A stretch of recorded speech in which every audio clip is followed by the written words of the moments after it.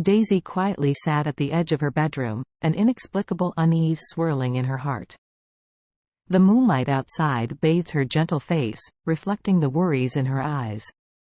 Her husband, Adam, had just come home with a faint scent of perfume on him. To others, this fragrance might be trivial, but for Daisy, it was like an alarm, stirring her senses. Adam, a sales manager at a listed company, was always dressed in professional attire, serious and focused. In contrast, Daisy was just a receptionist at the company. No one at the office knew they were married. Daisy had never doubted Adam until recently, when he began coming home late with inexplicable excuses. That night, when Adam returned, his shirt collar inadvertently revealed a hint of a red mark, immediately catching Daisy's attention. "Did you work overtime again tonight?" Daisy asked tentatively. Adam, looking tired, casually replied, "Yeah, there were some issues with the project, needed to catch up." But Daisy's intuition told her it was more than just overtime. She stood up and walked towards Adam, trying to smell the perfume. Adam seemed to notice something and became uneasy. "What's with the perfume smell on you?" Daisy's voice trembled slightly. Adam avoided her gaze and stammered, "Maybe it's from a colleague in the office. I didn't pay much attention." It wasn't the first time she had smelled perfume on him. Realizing that her marriage might be irreparable, Daisy knew she had to protect her interests. She began planning how to gather enough evidence of Adam's infidelity to stand in a favorable position in any legal proceedings. That night, the house was silent except for Adam's steady breathing. Daisy gently sat up, her gaze falling on Adam's phone lying quietly on the nightstand. She took a deep breath, her mind a mix of conflict and determination. Driven by curiosity and unease, she reached for the phone. Her fingers lightly brushed the screen, opening the GPS history. She found that Adam had frequently visited a specific location recently, a bar named Blue. Ironically, she had seen receipts from the bar and hadn't suspected anything, thinking it was just a place for colleagues to dine together. She discovered chat records between Adam and a woman named Tiffany. The conversations were ambiguous, indicating more than just a normal colleague or friend relationship. Daisy carefully screenshotted these chats as evidence. After thorough investigation, Daisy gradually uncovered the truth of this affair. She found out that Tiffany was a university student, young and charming, to whom Adam had been providing substantial financial support. Daisy tracked Adam to Tiffany's residence. After waiting outside for nearly half an hour, Adam never showed up. Daisy went forward and knocked on Tiffany's door. The door slowly opened, and Daisy's heart skipped a beat. There, she saw Adam, his face a mixture of shock and confusion. At that moment, all her suspicions and unease became reality, as Daisy saw her husband's betrayal with her own eyes. Faced with this sudden revelation, Adam was at a loss, his face filled with panic and guilt. Daisy didn't make a scene at Tiffany's home but remained calm, portraying a deeply hurt victim. In that tense moment, Daisy inhaled deeply and said helplessly, "Is it because I can't have children? Is that your reason for finding another woman?" Her words were filled with accusation and pain, but also a sense of helplessness and acceptance. Adam was stunned by this sudden questioning, unsure how to face Daisy's suspicions. Daisy continued, "I can't go on like this. Our marriage is in name only. I hope you can let me go, give me a new start." Her voice was firm and clear, indicating she was prepared for divorce. At that moment, Adam realized he had lost someone precious. He was silent for a while before saying softly, "I am sorry. I'll agree to the divorce. I know I deserve it." Daisy said nothing more, turned, and left Tiffany's home. In their marriage, they had bought 3 houses, 2 in the city center and 1 in the suburbs, and owned a substantial amount of stocks. Since Adam had no intention of genuinely nurturing their family, Daisy set her sights on securing 80% of their shared assets. "Adam, I want the house in the city center and the one in the suburbs. You can liquidate your stocks. I'll take 60%, you take 40%. If you agree, I'll move out immediately, Daisy said, sitting on the sofa with tears streaming down her face. Adam sat on the other side of the sofa. I'm sorry, Daisy. I'll try to meet your conditions, he replied. To show Adam that she genuinely wished him well, Daisy quickly moved out of their home and into the same neighborhood as Tiffany. Daisy wondered, how could such a beautiful university student be attracted to a staid man like Adam? Her next-door neighbor, a middle-aged woman, seemed kind and talkative. When Daisy saw Tiffany leaving her house, she sighed deliberately. Youth is wonderful. She's so beautiful. The neighbor whispered, that girl, she's a mystery.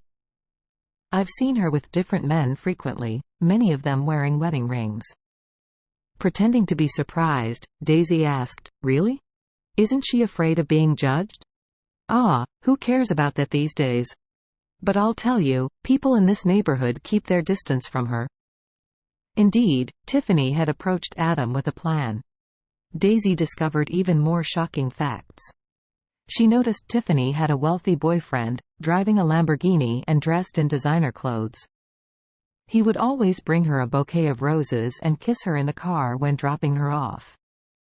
Whenever Adam wasn't spending the night, this man would appear. Daisy watched from her window, clearly seeing everything across the street. Adam, what a drama this is, the consequences of betrayal. A few weeks later, Daisy saw a photo of 2 positive pregnancy tests on Adam's Facebook, with congratulatory comments, assuming it was Daisy who was pregnant. Their divorce was not yet public, so friends thought Daisy was expecting. This was great news for Adam, who had always dreamed of having a child. Despite their efforts, they had never been able to conceive, which had once left him disheartened. But now, he was rejuvenated, his dream about to come true. During this time, Adam had prepared the divorce papers, and as Daisy wished, most of the assets were allocated to her. Daisy had signed her name, only Adam's signature was needed.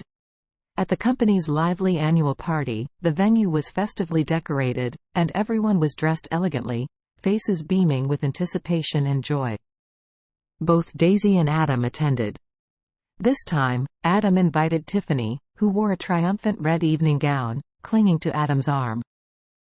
Adam had disdained Daisy for being just a receptionist, never introducing her to his colleagues during their 4 years of working together, acting like strangers at the office. But now, he proudly introduced his young wife to the company's leaders, while Daisy stood in the corner, snacking. The irony was palpable. Daisy watched Tiffany approach, full of disdain, knowing she wouldn't let her off easily. Oh, isn't that Daisy? What are you doing here, looking for your boy toy? Daisy looked at her coldly. Oh yes, you know, life needs excitement. Like your teaching. Tiffany's face changed. You. She was about to retort when Adam interrupted. Enough, she's pregnant. Daisy smiled triumphantly. Well, congratulations. Please sign your name quickly. Give the child a complete family. I'll sign when I get back, Adam said coldly, pulling Tiffany away. Adam, arm in arm with Tiffany, met the company's CEO. Tiffany leaned adorably on Adam's arm, and they chatted happily. Daisy thought, the real drama begins now. I won't let you off easily. Watch my counterstrike. This is my fiancée, Tiffany. We're expecting a child soon. The CEO smiled warmly. Congratulations, congratulations. The unfolding events hinted at a tangled web of emotions and consequences, marking the beginning of a new chapter in their lives. Colleagues gradually gathered around as Adam proudly shared his joy with them. Daisy slowly made her way into their midst, ready to reveal a significant truth. Calmly, she announced, Adam, I have a secret to tell you. You will never be able to conceive in your lifetime. What are you talking about? Adam, caught off guard by the sudden revelation, responded in anger. What do you mean? Perhaps everyone here doesn't know, but I am actually Adam's wife. Well, not for much longer, because I can't have children, Daisy spoke loudly, drawing the attention of everyone around. Are you crazy, Daisy? Can't we discuss this privately? Adam tried to pull her away, attempting to silence her. Do you know why we don't have children? You always wanted to know where the problem lies, didn't you? Why? He demanded, his voice filled with anger. It's not because I'm infertile. It's because you are sterile. You're lying. You just can't stand the thought of me having children, Adam retorted, holding on to Tiffany. Your medical report is in the cabinet. I could have borne the stigma of infertility, but not anymore. Hearing this, Adam's face turned ashen. He stared at Daisy in disbelief, his anger erupting like a volcano. Daisy's words stirred a buzz among the onlookers. Enjoying Adam's dismay, Daisy continued, Did you really think such a beautiful girl could love you?